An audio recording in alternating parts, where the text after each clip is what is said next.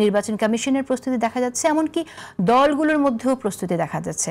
তারপরও এই যে সংশয়ের বিষয়টা, এটা কেন আসছে আসলে? আপনি কি মনে করেন যে কোনো সংশয়ের যৌক্তিক কারণ আছে? ফার্স্ট এন্ড ফরমোস্ট আপনাকে অসংখ্য ধন্যবাদ। আপনি আমার সহআলোচক সহ গাজী টিভিতে পর্দায় যারা দেখছেন সবাইকে সালাম এবং শুভেচ্ছা। দেখেন, নির্বাচন উৎসবমুখর কতখানি হয় সেটা অবভিয়াসলি নির্বাচন ডিপেন্ড করে। গত 15-16 বছর আমরা দেখেছি কতখানি উৎসবমুখর নির্বাচন হয় আমাদের দেশে। না, আমি সেই গ্রহণযোগ্য নির্বাচনের কথা যদি যেমন মনে করেন ঈদের দিন, ঈদের দিন মনে হয় যে মজা হচ্ছে না, কিন্তু ঈদটা পার হয়ে যাওয়ার পর রেট্রোস্পেক্টলি আর ঈদে খুব মজা। তো এই নির্বাচনে আমি শিওর সবই হবে। নির্বাচনী প্রচারণার কাজ অনেকের শুরু হয়েছে। বাংলাদেশের 300টা কনস্টিটিউয়েন্সি, 300টাতেই বাংলাদেশ জামাত ইসলাম বিশালভাবে নির্বাচনী প্রচারণার কাজ চালাচ্ছে।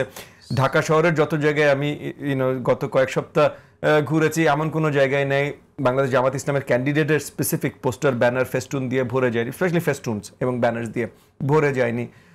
আমাদের জাতীয়তাবাদী জোটের অনেকের পোস্টার দেখছি, যদিও সব আসলে ক্যান্ডিডেটস না, বাট অনেকের পোস্টার দেখি তারাও নির্বাচনী প্রচারণা শুরু করছে। নির্বাচনী প্রচারণা হচ্ছে, নির্বাচনী প্রচারণা কেন্দ্রিক অনেক এলাকায় আমি দেখছি জনসমাগমও শুরু হয়ে গেছে। সো আপনি যদি বলেন যে কিছু দূর একটা উৎসব মুখর একটা আবহাওয়া বিরাজমান, সেটা শুরু হয়ে গেছে অলরেডি, এবং এটা হয়তো নভেম্বর ডিসেম্বরে যে আরো বেশি দেখবেন, আরো বেশি হবে, ধারাবাহিকভাবে চলছে।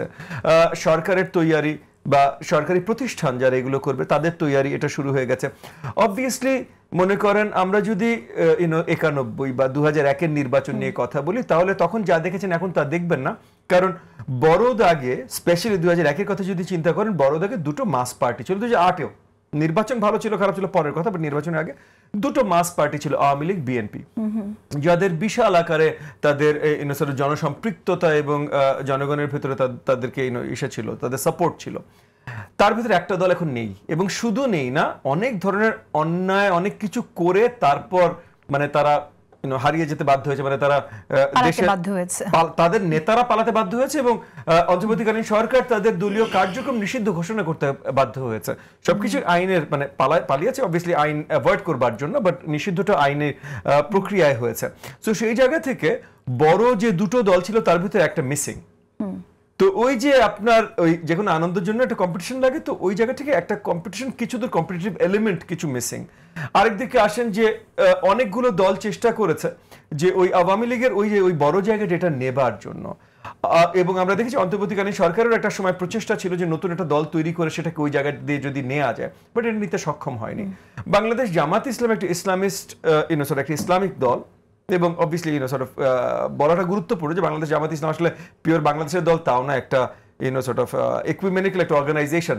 জামাতে ইসলাম, জামাতে হিন্দ আছে, জামাত ইসলাম হিন্দ আছে, পাকিস্তান জামাত ইসলাম আছে, তার একটা একটা বাংলাদেশি শাখা হলো বাংলাদেশি জামাত ইসলাম, এবং তার একটা কাড্রে বেস পার্টি যারা কখনো মাস পার্টি হয়নি, আগামীতে হতে পারবে বলে আমার এটলিস্ট ধারণা না। সো সেই জায়গা থেকে যদিও জামাত ইসলাম কিছু ক্যাম্পাস নির্বাচন জেতার পর একটা একটা পারসেপশন তৈরি করতে চেষ্টা করছে যে তারা বড় দাগে এখন মাস পার্টি হতে যাচ্ছে বা হয়ে গেছে, এটা আসলে সত্যি না, এটা বাস্তবতা না। এটলিস্ট আমার কাছে যা মনে হয়, এবং সামনে নির্বাচনে যে আমরা বুঝতে পারবো, আমি ভুল হতেই পারি, কিন্তু এই মুহূর্তে এটলিস্ট যা মনে হচ্ছে সেটা তারা এখন ওই জায়গায় পৌঁছায়নি। তো ওই জায়গা থেকে আপনি বলতে পারেন যে কম্পিটিটিভনেসের যে জায়গাটা থাকার কথা, বা যেটা নর্মালি থাকতে পারতো, এর আগে ভালো নির্বাচন হলে থাকতো, আগামীতে হয়তো এর পরের নির্বাচনে ভালো নির্বাচন হলে থাকবে, এইবার সেই জিনিসটা আমরা পাচ্ছি না। একই সাথে আরেকটা জিনিস হয়েছে যে অন্তর্বর্তীকালীন সরকারের ভেতর থেকে এত ইনএফিশিয়েন্সি বা ইনএডিকুয়েসি এত কিছু দেখানো হয়েছে যে তারা যখন ফাইনালি 14 মাস পর যে কনফিডেন্টলি বলছে তারা নির্বাচন দিবে, তখন আসলে জনগণ ফুল আস্থা পাচ্ছে না যে তারা কিছু বললেই আদৌ দিবে কিনা বা দিতে পারবে কিনা। বাট আমরা যে জায়গায় এসেছি তাতে আমার মনে হয় আমরা নির্বাচনের দিকেই যাচ্ছি। সব মেজর স্টেক হোল্ডারের নির্বাচন চায়, সব মেজর স্টেক হোল্ডারের নির্বাচন প্রয়োজন। তো নির্বাচন নিয়ে আশঙ্কা বা এই আলোচনা থাকতে পারে, বাট এই যে স্পেকুলেশন বা এই যে আশঙ্কা, সংঘাতের জন্য সবাই মুখে আছে।